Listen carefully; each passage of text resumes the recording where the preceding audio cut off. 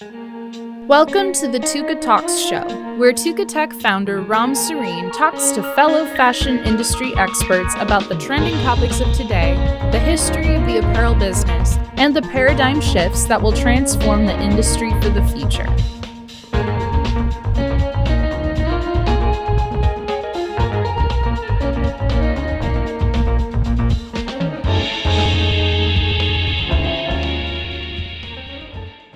Greetings from Tukatalks.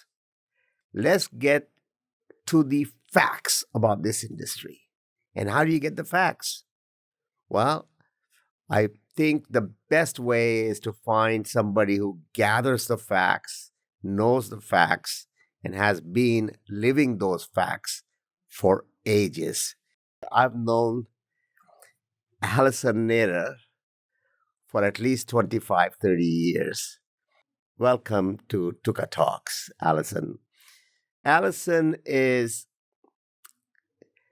editor of was editor for California Apparel News. But prior to that, she took care of what we call the manufacturing, the heartbeat of the fashion industry, the design, development, manufacturing, and really reacting to the market needs. For the person to be able to write that, she either had to live that life, know that product, know the project, know the challenges, and then identify. I'm going to talk to her today to ask historically what lessons to learn in the garment industry. Tell a little more about you and your background, Alison. Thank you, Ram. So yes, you and I met when I was at California Apparel News, where I was for just about 20 years, most of the time as executive editor. But I started as a manufacturing and textile reporter because that's my background. Before I got into journalism, I worked in manufacturing and design in New York and LA. And I really did see how the industry has changed. Since that time, I'm no longer at Apparel News, and now I do content creation in the denim and fashion sphere. So I am still definitely involved in where the industry is these days. So once you are in fashion industry, this is like mafia. You cannot get out. I've always said this, it's a drug. It is so exciting, so challenging, so many things to do. When you started out, what was the early 90s? Mm-hmm. The early 90s. It was the most happening place, Los Angeles. It defined fast fashion, the things we did in California. No one anywhere on this planet could replicate that. The speed, the creativity, the pricing. Why? How? I actually saw it I'm not a Los Angeles native. So I was working in New York and I was looking at all of the really fun junior lines that were coming up, and they were doing great advertising, and they just seemed like they were pushing the industry forward, and I wanted to be a part of it. And so I moved to LA, and my first job in the industry in LA was for a very large company that was producing in Los Angeles and also in Mexico and also in Hong Kong. And it really was just a great way to have a deep dive into how the industry operates. And it was also really interesting to see how many people have their hands on a particular style before it actually even gets to market. So that was just a great learning experience. And it did provide a foundation for when I went to Apparel News to be able to talk to people about how they do their business. So, which year did you start working with California Apparel News? I started in 1998. That was really the heydays. You could say that. Except when I started, everyone kept telling me about the heydays back in the 80s and the 70s. No, you should have been here. Back then, it was so easy. Everyone has that perspective. I mean, obviously, we can see how challenging the business is right now, but someday people will say, you should have been here in the 2020s. It was so easy. Well, the old cliche, the good old days, everything looks good because you know the outcome. You didn't live the challenges of those days, but you know what was. You moved to Los Angeles, and you're still in Los Angeles. I liked it so much. I moved away. I came right back. You did? I did. Oh my God, I didn't know that. Tell me about it. I moved away to go to graduate school, and I went to school. My family was on the East Coast, and so I went to school in New York to see. I mean, they'd always wanted me nearby, and so I thought I want to be in the middle of the New York apparel industry. I want to be, this is what I want to cover, and I missed it too much. And really, that's where being able to see the production happening, I realized at that point that what I'm most interested in is how it's made. And so I came back to Los Angeles and I got the job at Apparel News, and I was able to go in and see how products were made. And that's where I've been ever since. California Apparel News is what, about 75 years old, 78 years old? Yeah, more than 70. Yeah. And you spent a few decades over there. I did. In your personal experience, even that newspaper business has changed a lot. Certainly. From the technology point of view. How does that relate to the industry in general? Media has been challenged, obviously. It has evolved quite a bit. I worked for a publication in New York, doesn't exist anymore, but they were on the forefront of becoming a digital first, print on demand publication. I think people are looking at the business model and seeing what will work, but we always need journalism. We need somebody to go out and find the information so that we as consumers aren't constantly searching on our own. So I think there's always a role for journalism and media. I don't know what it will look like. That is really consumer driven. How do they want to consume it? I love opening a newspaper and paging through that, but does the next generation, do they want that? Do they just prefer it on their phone? So we will see. Very well said. It's not the final product. It is the ingredients. What's in the news, that requires technical know-how or journalism.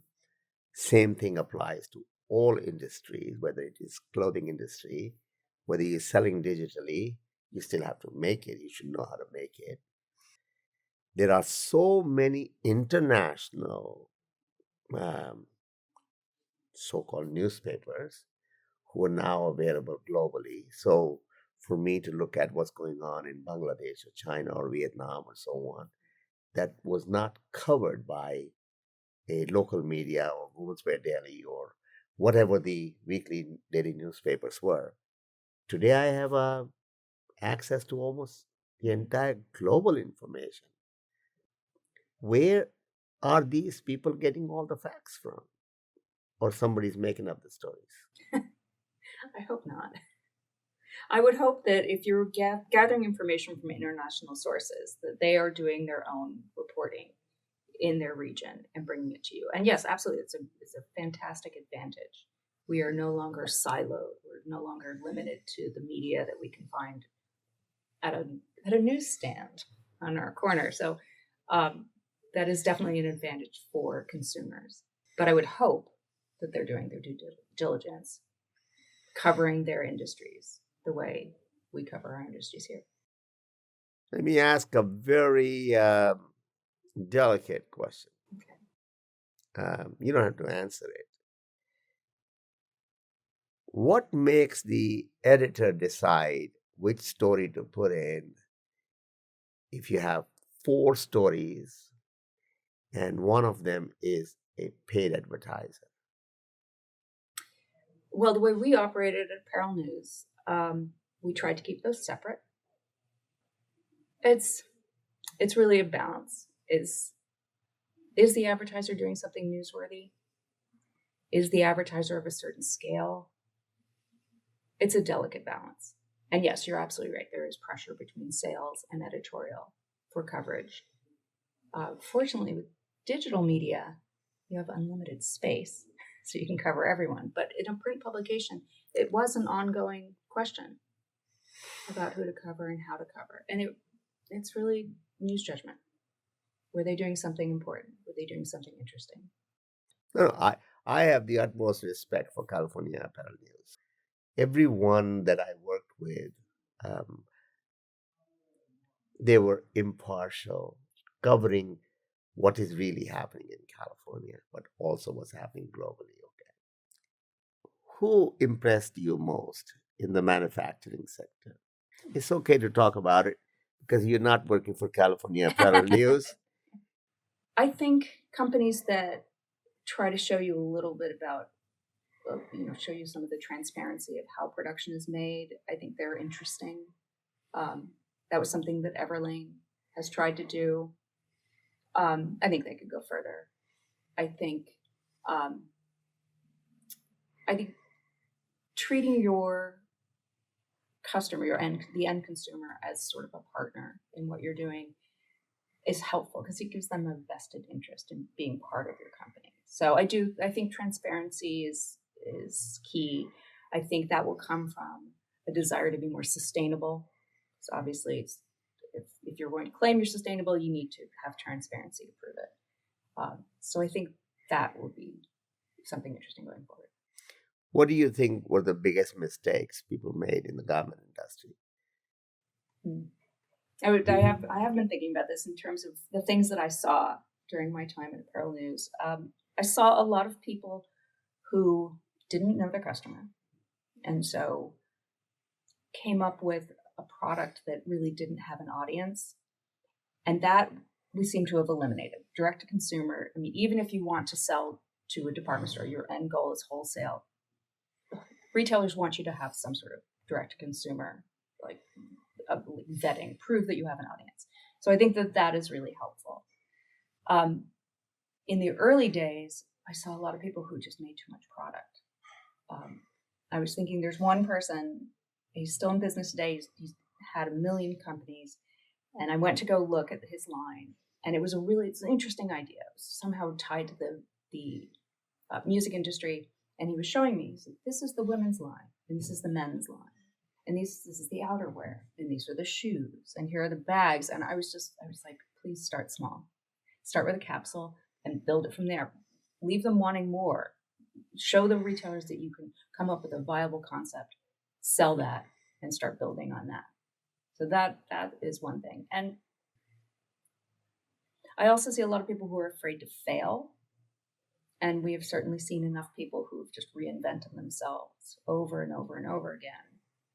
And so I think that there's value in that, because if you had a company, even if you don't have it anymore, if you went out of business or were too involved in one retailer and they went out of business or whatever happened, you proved that you could create a line and deliver it on time and employ a certain number of people. And that's all proof of concept, essentially. That brings me to another comparison note. New York, Los Angeles. Two different business models. They delivered to big retailers by using outsourcing cheapest possible countries, while we were producing in California 360, 480, 600 units. Yes, our selling price may have been $99, but I think that's where the specialty stores or the small retailers with few stores was testing. And if they did good, the next year retailer would get that for $69. Similar garment for 10,000 units. And if they did good with that body or that product, the next year picks it up for $39, but 100,000 units. And they were all different groups of manufacturers. The most vulnerable are the ones who were making those 100,000 units and up, because the fashion cannot sustain those. The most opportunities are for the people who grew up making 300 garments and 500 garments and so on, and coming up with the new styles on a regular basis. I will say that the people who are making the small quantities, they did struggle during the pandemic because their key retailers consolidated who they were buying from. So I would argue that it's also a vulnerable position. It is. In an unprecedented moment. One thing, when you brought up New York versus LA, it's always really interesting that this is like, it's almost a real estate story. I mean, it is a real estate story. In New York, you used to have manufacturing in Manhattan, and then it moved to Brooklyn and to New Jersey. And you couldn't just go and visit your contractor. So you were on the phone with them. You found a way to sort of distance yourself from the physical aspect. I worked for a manufacturer in New York that produced everything in the Philippines. And so everything we did was virtual.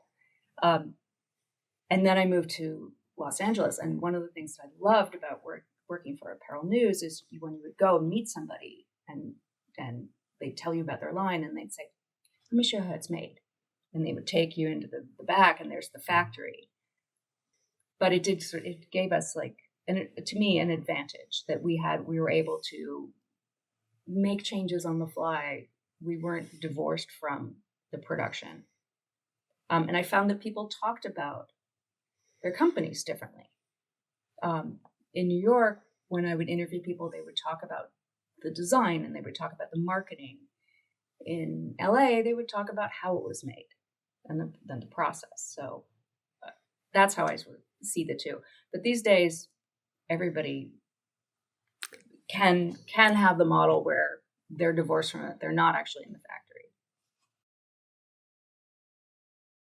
What I am seeing right now, even in New York, is a massive change. A lot of people have moved into New Jersey with a manufacturing base. More and more contractors and factories are coming up. One of our clients, prior to pandemic, was bringing in everything from overseas, even the evening dresses. He's got about 11 or 12 different brands or labels. Last week, I visited them and totally shocked. He's shipping $10 million a month. Every product is made in New York. Everything. From cutting to sewing to shipping, everything is in-house or through contractor base. Old shipyard, the naval shipyard, that's being converted into so many contractors. So many new factories are coming up. I see that what I saw in Los Angeles happening now in pockets in New York, in Detroit, in North Carolina, in Utah, in countries where we never thought things could go into the manufacturing. If you recall Italy, and I don't know if you ever visited any of the factories in Italy, 60 years ago, Italy decided we're going to stay in fashion business. And by the way, a lot of people think China is the largest exporting country, and then Bangladesh is the second largest, and so on and so on. You know what? Think again. EU is the second largest in dollar value, exporting to the United States. So there's a lot of manufacturing happening in European Union. Are you speaking specifically about fashion or fashion? Whether it is Spain or Portugal or it is France and Germany, UK. UK is not that much. UK is growing a little bit. But the amount of manufacturing that's happening within that European Union is amazing. And they're exporting. But you go into those factories, they have the same challenges as high labor, uh, very difficult to find, trained labor. Therefore, try to find either a technical solution. It amazes me to walk into Italian factory and see the gizmos or the little folders or the little contraption they have put together, which is not even available commercially.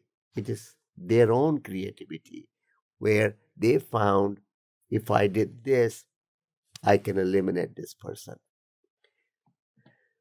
You believe that we are reaching that stage here where we have to find technology or technical solution to eliminate as many people as possible so we can sustain in this business? I'd like to see us come up with a solution that provides jobs. I would hate for us to automate it so fully that it's just a rarefied industry. Like, I know somebody who works in the data center industry and was looking at moving data centers to Detroit. And when he told me that, I was like, that's nice to bring a business to Detroit, but this is a business that only has a handful of employees. I'd rather see something where there were more people involved, there was more opportunity. So automation is really exciting, but I like this industry when there are a lot of people employed, and I like to see some opportunity for them. And maybe those jobs are all technical jobs. Maybe that's overseeing the factory of the future. But I would hate for it to be eliminated altogether. Well, the reality is that we are going to continually evolve. I very strongly believe that the next revolution will come from manufacturing. It's already here. For automation. Yes, and automation will play a major role. How far away do you think we are? Tip of the iceberg. We haven't touched yet. Because I've seen a lot of different ideas, ways to because fabric, unlike metal in a car, which is rigid, fabric has a drape to it, and ideas about making the fabric sort of stiff so that it can actually like feed into a machine. That's an interesting idea. It seems like it's very much in the experimental, like testing stage. Correct. From where I sit. Correct. In order to make sure that we have sustainable business, we need to make programs where we retrain the people to do something more productive. We're not asking people to sit on welfare or go home on unemployment insurance. We just don't have enough people who are trained to do, for example, sewing machine operators. That is the bloodline of this business. Ever since we started moving this out of the country, we were just moving because the sewers were cheaper in the other countries. But what about the collateral damage that we did to all the white-collar employees, the supervisors, the managers, the salespeople, the people who really took care of these sewing machine operators? They died in between. So as far as I'm concerned, by bringing technical know-how, technology, we're not only looking at bringing certain people, but bringing all the other related people also in. Sewing machine operators are the bloodline of this. You want to have garment industry, you want to have sewing machine operators. Like you said in the beginning, somebody is thinking of making automated sewing plants, robotics, and so on. That's not happening, not in the sewing room, because each fabric has a different feel, the behavior, the fall, the skill required. We can only do so much as far as the automation is concerned. But we have to find solutions and retraining. Even if you were able to recreate a factory and train people, is there enough labor base that would be interested in doing this? How do you attract that labor base? Even when I started in the industry, I didn't know that many people in my immediate social circle who worked in the apparel industry. And when I said I worked in a factory, then that was just mind-blowing. So where do you find these next workers? Like everyone wants to be a designer. Everybody wants to be the idea person, but how do you find the workers? Dov Sharney, Los Angeles Apparel. I was interviewing him, and I loved one line. Considering he is making everything in Los Angeles, he said, I want to pay my people more than my competitors can. Well, it's a contradiction to a lot of things that we are working towards. People are trying to save money or trying to chisel the worker or trying to cheat with the worker with the overtime. And this guy is saying, I want to pay them more. Why? Because I want to have these people who are the bloodline of my industry, but I'm not going to give them more money just because I feel like giving them more money. I want to give them the opportunity to be able to earn more. Therefore, the technology, whether it's a unit production system for handling or automatic cutting machines or automatic spreading, automatic this, automatic that, it gives more productivity per hour per person. It doesn't have to be with a whip that you have to work harder. You just have to work smarter. And that's where I feel that technical know-how and technology will play the role, but it's going to be a human technology combination. I think it's just a matter of recognizing the progress can be done with more coming from less people. More doesn't have to be always number of units or number of dollars.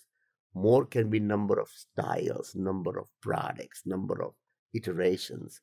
So there the thinking process has to go different. But I'm not talking about future. I want to talk about past. There are a lot of things to learn from the past. If you were looking at what happened from the time you started 10 years down and 10 years down and 10 years down, how would you describe what happened to the industry? It seems to be decentralized. I've said for a long time that there is a need for the industry to connect with each other and to share ideas. A million years ago, when I worked in manufacturing, there was not a big exchange of ideas. The only way that you would find out how your competitor did something better was to hire somebody who worked for them. And so there was a lot of poaching of people between companies.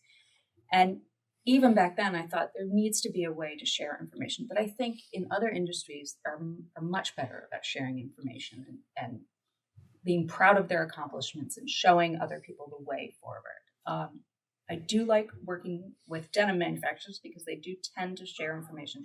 It's a very close-knit group, and they're very focused on sustainability, and they want to share that information. And I think that that's something that the entire industry should really encourage. I know it's scary for people to share their successes and to maybe share some of what they consider intellectual property, but I think that's the way forward. There were so many companies with thousands and thousands of employees making millions of garments a month. I remember Cherokee. I remember Rampage. I remember XOXO, Bizu Bizu, Chorus Line, yes. What happened to all of them? I think to look at that, you really have to look at what happened in retail. So when I was in college and dreaming about working in the apparel industry, there were still so many department stores and so many regional department stores, and they purchased for their specific clientele, and they understood their clientele. And in the late 80s and early 90s, that's when the retail consolidation happened. And that just really, it changed how people do business. I was fortunate to work for a big company that did great department store business. But by the time I was at Apparel News, people were talking about doing really great boutique store business. And these are just different businesses as you're operating on a different scale. And so I think that's what happened. You had a lot of companies that were like big giant ships that it's really hard to pivot and turn and go from selling, having $1 million orders to having $1,000 orders. That's a big ask. That said, they were employing so many people. There's so much knowledge that then went out into the rest of the industry. And that's why in the late 90s and the early 2000s, you had this just resurgence of fantastic boutiques. And LA became the boutique city. Specialty stores. Mm-hmm. What you're suggesting is history. But if I look at it presently, we are exactly at that place. What do you mean? We're trying to make on demand even smaller quantities than the 300 or 600 units orders that these companies were making. What that means is the infrastructure in Los Angeles allowed so many designers to go from thousands of units of one style in one color, in one size, to make 300 in 3 colors and 7 sizes. They could do it. Without too much technology, they could do it. Yes, the margins were not there, but they were setting trends for the second tier and the third tier. Look at the power of product development. Everyone was going out there showing every month thousands of new styles.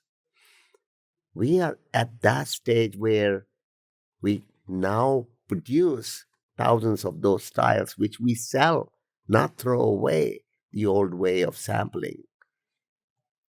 How do you differentiate that business model versus the available resources like Los Angeles has, the contractor base, the opportunities for all these new designers to be able to come in with an idea, and there are services available for them to be able to get anything done? I do think it's more challenging for them now. There are fewer resources, but it is probably easier for them to do the research to find out who's here. There is still a contracting base. It's not like it was in the 90s. There are opportunities for offshore production. I think manufacturers and contractors have seen how the industry has gone. And although they would love to have the giant orders, they have to find a way to do the smaller orders. And at the same time, I mean, there is a movement among younger people, so the Gen Z, and to some extent the millennials, to this the idea of overproduction. And so what you're talking about on-demand production, producing for what the customer wants and not producing this excess that ends up somewhere, I think that's very appealing to the next generation of shoppers, or the current generation of younger shoppers. Well, there are business models out there who are selling direct to consumer, and that market is growing exponentially, almost like wildfire. So many Chinese companies have found the loophole of selling direct to consumer under $800, comes in duty free, quota free, everything free.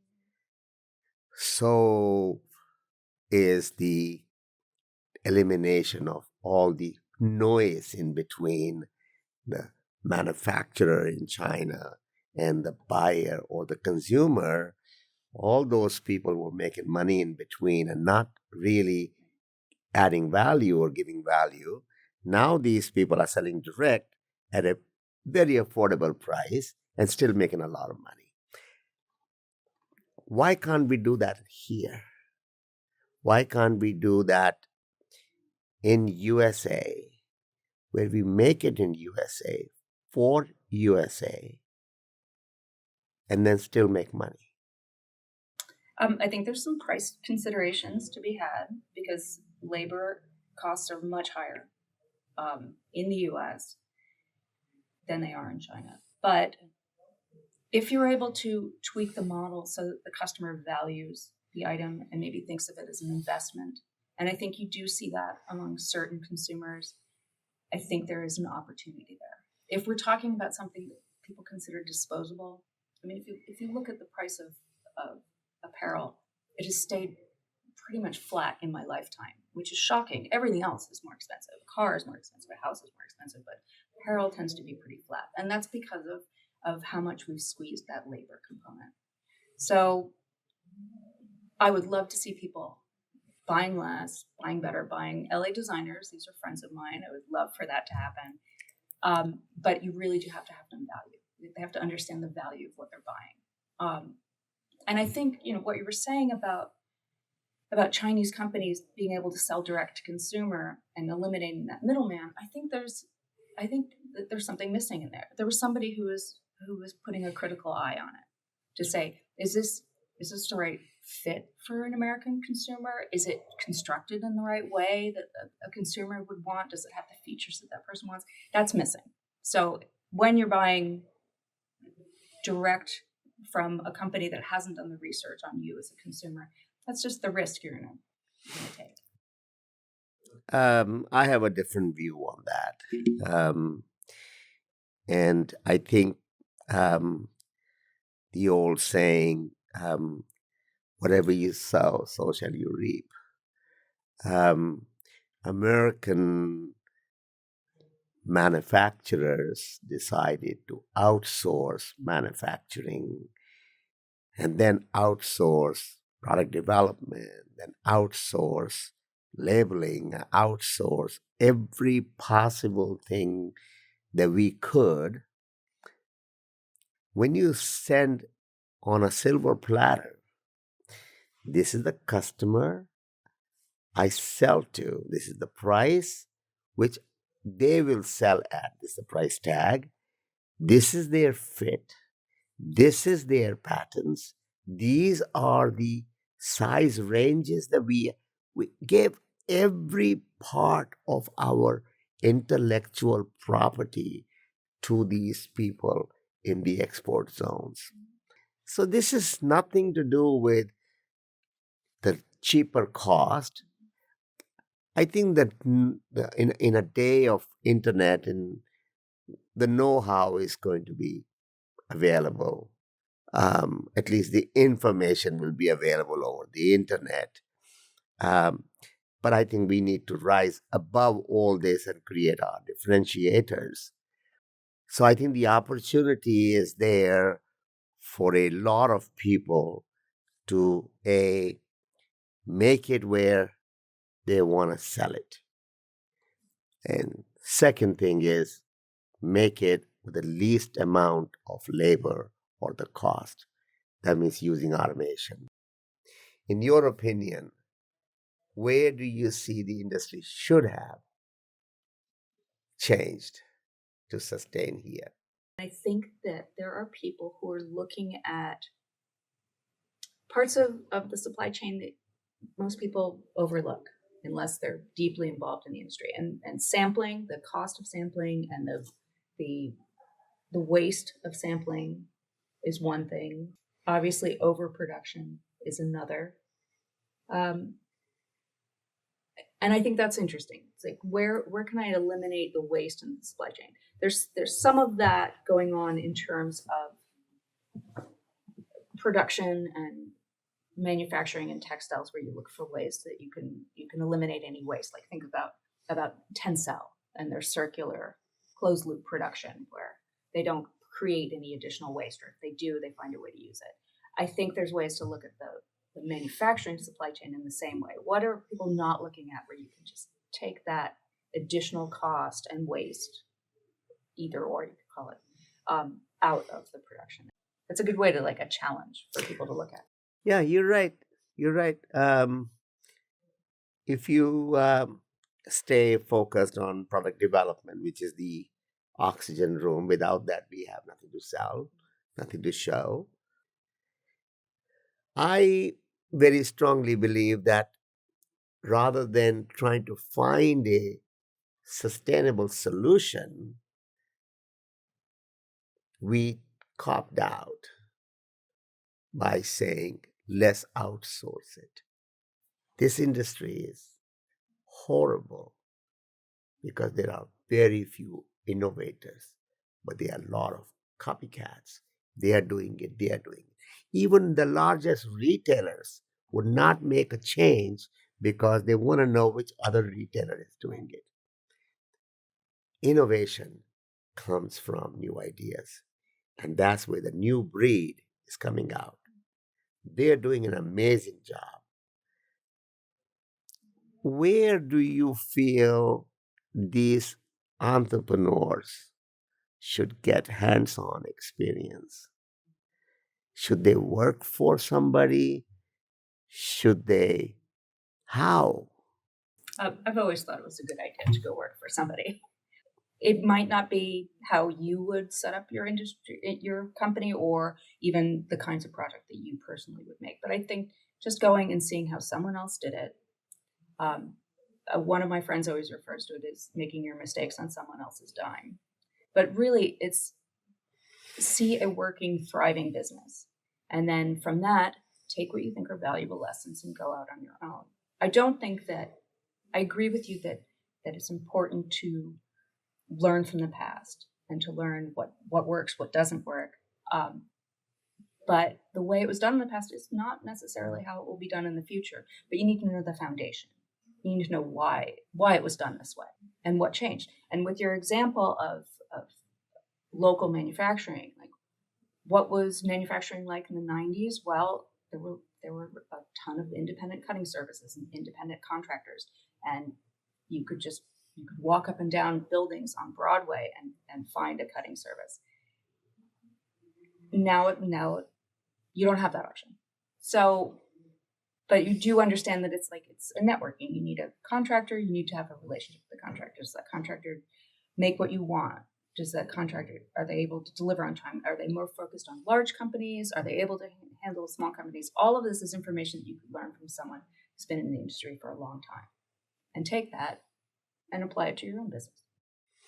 What happened to most of these contractors?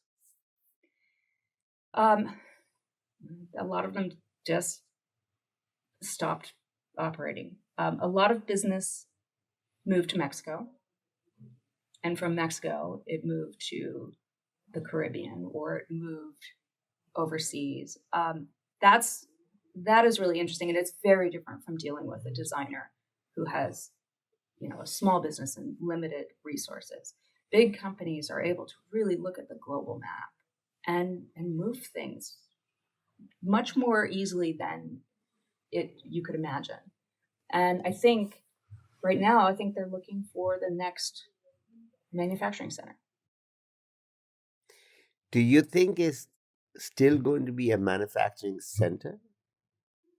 Or is it going to be the pockets for specialized units?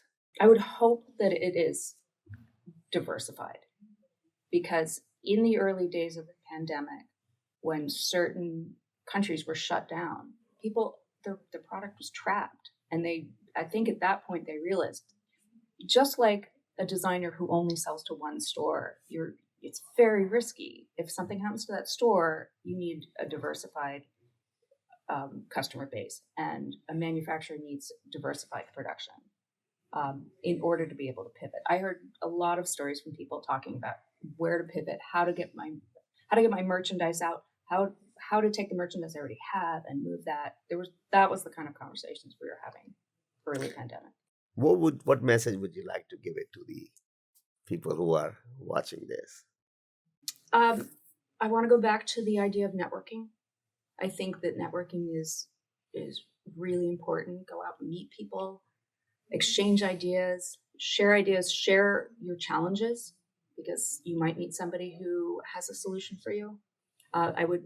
This has been my entire career. I've always wanted people to exchange information more, and I'd be thrilled to see people take me up on that. And then the last one I think we talked about, it's learn from others, like absorb all the history, but don't be afraid to go your own way, because this industry keeps evolving as all the parts change, the labor component or the sourcing component or the delivery component. How does it get to the end consumer? It all keeps changing. And so obviously what was done in the past isn't going to be completely recreated in the future. It's going to be something else.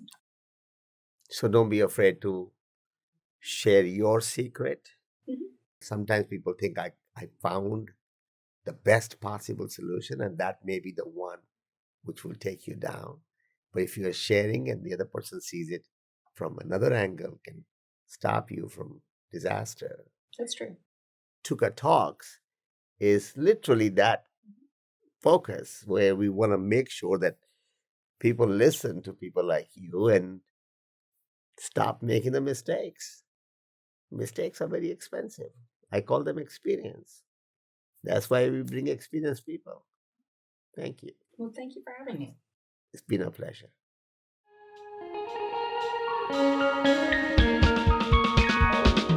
Thanks for listening to this discussion presented by Tukatalks. If you found something in this conversation insightful, we would love for you to click the share button and send this episode to a friend.